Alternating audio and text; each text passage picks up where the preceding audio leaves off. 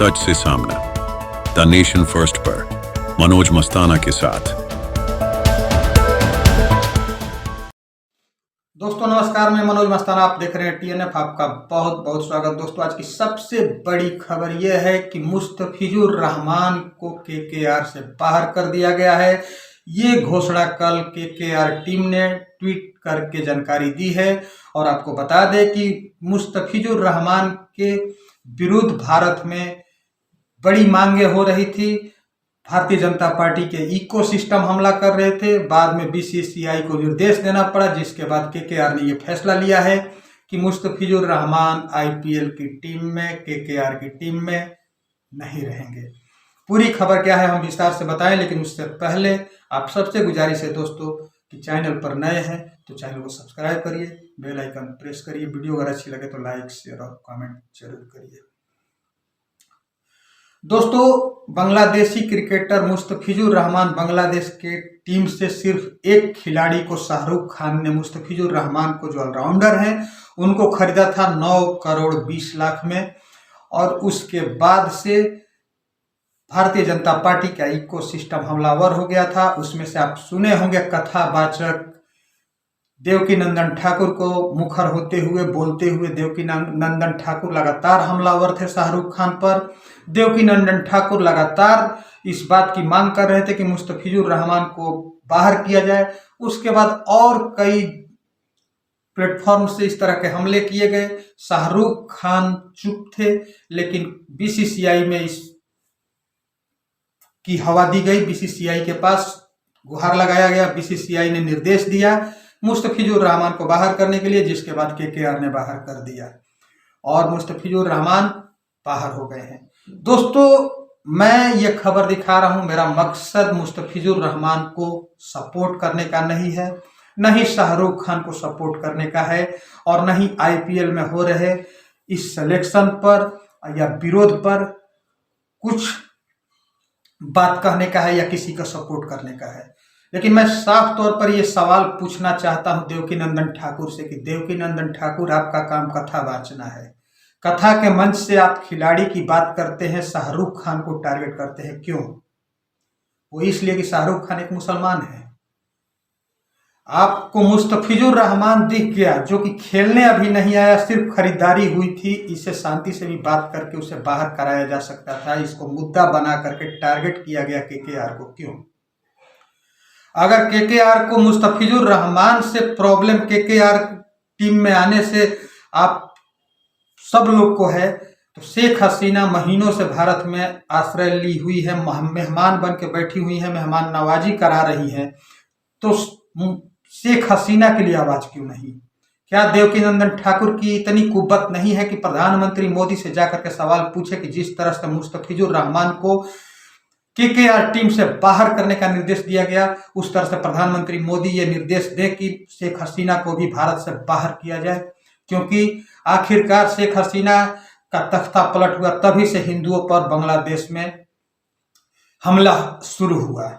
मोहम्मद यूनुस की सरकार आई, interim prime minister Mohammad Yunus जब वहां की सत्ता में आए, तभी से हिंदुओं पर हमला हो रहा था और अभी तक हो रहा है। लगातार हिंदू वहां पर टारगेट हो रहे हैं। अगर हिंदुओं के हिमायती देवकीनंदन ठाकुर हैं, तो देवकीनंदन ठाकुर ने यह सवाल क्यों नहीं उठाया कि शेख हसीना को क्यों मेहमान बना करके रखा गया है? जब विश्व के कोई भी देश शेख हसीना को अपने यहाँ रखने से इनकार कर दिया, ऐसे में भारत क्यों हिमायती बना हुआ है शेख हसीना का? जिस तरह से मुस्तफिजुर रहमान हिंदुओं का शत्रु है, उसी तरह से शेख हसीना भी तो है। शेख हसीना क्यों भारत में रहेंगी, इसके लिए आवाज क्यों नहीं उठ रही है? ये TNF सीधे सीधे देवकीनंदन ठाकुर से पूछता है दोस्तों, और देवकीनंदन ठाकुर को इसके लिए जवाब देना चाहिए। क्योंकि आप, बड़ी आसान है किसी एक को टारगेट करके, एक पब्लिक फिगर को, एक एक्टर को, एक सेलिब्रिटी को आप टारगेट करके उसके ऊपर हमला कर देते हैं क्योंकि उसका कौम दूसरा है। लेकिन आपको हिम्मत नहीं होती है कि आप अपने देश से सवाल पूछे, अपने देश के प्रधानमंत्री से सवाल पूछे कि शेख हसीना को क्यों रखा गया है। शेख हसीना भी तो मुस्लिम है। मुस्तफिजुर रहमान अगर मुसलमान है, क्रिकेट खिलाड़ी, तो तो शेख हसीना कौन सी हिंदू हैं, वो भी तो मुसलमान ही है। शेख हसीना को क्यों मेहमान बना करके रखा जा रहा है? इस तरह का सवाल आमतौर पर होना चाहिए। जनता की भी इस तरह की मांग करनी चाहिए, लेकिन जनता मांग इसकी नहीं कर रही है, मांग नहीं कर रही है। जनता ने भी मांग नहीं किया था इस बात का कि मुस्तफिजुर रहमान केकेआर में नहीं रहना चाहिए। ये भारतीय जनता पार्टी के इकोसिस्टम का था। संगीत सोम जैसे नेता भारतीय जनता पार्टी के उत्तर प्रदेश के, वो टीम न उतरने देने की धमकी चैलेंज कर रहे थे कि टीम नहीं उतरने देंगे, खेलने नहीं देंगे केकेआर की टीम को। तो इस तरह की चीजें चली। फाइनली बीसीसीआई हरकत में आई, बीसीसीआई ने निर्देश दिया और मुस्तफिजुर रहमान को बाहर कर दिया गया। लेकिन अब सवाल ये उठता है कि क्या शेख हसीना बाहर होंगी?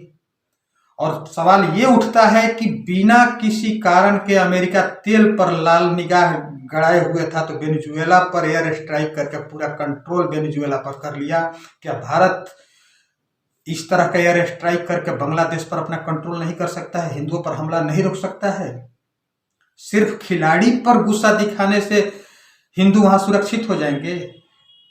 ये इकोसिस्टम के जो लोग हैं, देवकीनंदन ठाकुर जैसे लोग, ये लोग क्यों नहीं मंच से, जिस कथा में मुस्तफिजुर रहमान जैसे और शाहरुख खान पर आवाज उठाते हैं, ये उस कथा मंच से ये आवाज क्यों नहीं उठाते हैं कि प्रधानमंत्री मोदी को एक बड़ा एक्शन करने की जरूरत है बांग्लादेश में, और हिंदुओं को बचाने के लिए, हिंदुओं की रक्षा के लिए, और वहां पर पूरा अपना कंट्रोल लेने के लिए। क्योंकि बांग्लादेश को आजाद कराने वाला भी भारत था। वो आयरन लेडी इंदिरा गांधी थी जिन्होंने पाकिस्तान के 2 टुकड़े करके बांग्लादेश बनाया था। तो बांग्लादेश जब बना था तो उसमें अहम योगदान भारत का था। तो आज बांग्लादेश में जो अल्पसंख्यक हिंदू है, उनकी रक्षा के लिए भारत इस तरह का कठोर कदम नहीं उठा सकता है। ये बोलने की कुवत नहीं है देवकीनंदन ठाकुर की। देवकीनंदन ठाकुर सिर्फ मुस्लिमों को टारगेट करने के लिए हैं। दोस्तों, मैं आप सबसे पूछता हूं कि देवकीनंदन ठाकुर जिस तरह से हमला कर रहे हैं, तो टीएनएफ ने जो सवाल उठाए हैं, वो क्या सवाल गलत है? दोस्तों, क्या भारत सरकार को इस तरह का एक्शन नहीं लेना चाहिए? अमेरिका जिस तरह से वेनेजुएला पर रात हमला किया और वेनेजुएला को पूरे अपने कंट्रोल में ले लिया, और वहां का राष्ट्रपति और राष्ट्रपति की पत्नी को बंधक बना करके न्यूयॉर्क लेके गया, क्या प्रधानमंत्री मोदी इस तरह के फैसला नहीं ले सकते हैं? क्या प्रधानमंत्री मोदी इस तरह के एयर स्ट्राइक करने में सक्षम नहीं है? क्या प्रधानमंत्री मोदी इस तरह के एयर स्ट्राइक कर देंगे तो दुनिया में जगहसाई हो जाएगी? क्या सिर्फ हिंदुओं के लिए भाषण देने से हो जाएगा कि हिंदुओं के लिए कुछ करना होगा, कठोर फैसले लेने होंगे? और बांग्लादेश के मामले में इस तरह के कठोर फैसले की जरूरत है, तो ये कब फैसला लिया जाएगा इस तरह का? ये मैं आप सब पर छोड़ता हूँ, आपके विवेक पर छोड़ता हूँ। आप अपनी राय कमेंट में दीजिए कि इस तरह का फैसला लेना चाहिए कि नहीं लेना चाहिए। फिलहाल खबर ये है कि मुस्तफिजुर रहमान से जो क्लेश देश के अंदर बढ़ा था, उस मुस्तफिजुर रहमान को बाहर कर दिया गया है। टीएनएफ किसी को सपोर्ट नहीं करता है, नहीं मुस्तफिजुर रहमान को सपोर्ट करता है, नहीं शाहरुख खान को सपोर्ट करता है। लेकिन टीएनएफ सवाल जरूर पूछता है, और सवाल उस इकोसिस्टम से पूछता है जो इकोसिस्टम किसी एक को टारगेट करके हमलावर रहा और उस पर कार्रवाई की। तो वो इकोसिस्टम एक बार उन हिंदुओं के लिए क्यों नहीं किसी को टारगेट कर रहा है और एक्शन की मांग कर रहा है? होनी चाहिए कि नहीं होनी चाहिए, मैं आप सब पे छोड़ता हूं। आप अपनी राय कमेंट में जरूर दीजिए। साथ ही साथ दोस्तों, अगर आप चैनल पर नए होंगे तो चैनल को सब्सक्राइब करिए, बेल आइकन प्रेस करिए। वीडियो अगर अच्छी लगे तो लाइक शेयर कमेंट करिए। फेसबुक पेज पर देख रहे हैं तो पेज को फॉलो करिए। ट्विटर पर देख रहे हैं तो दोस्तों, हमारा ट्विटर हैंडल है @newstnf, आप फॉलो कर लीजिए। इंस्टाग्राम पर भी देख रहे हैं तो इसका भी हैंडल है @newstnf, आप यहाँ भी फॉलो कर सकते हैं। बहुत बहुत धन्यवाद।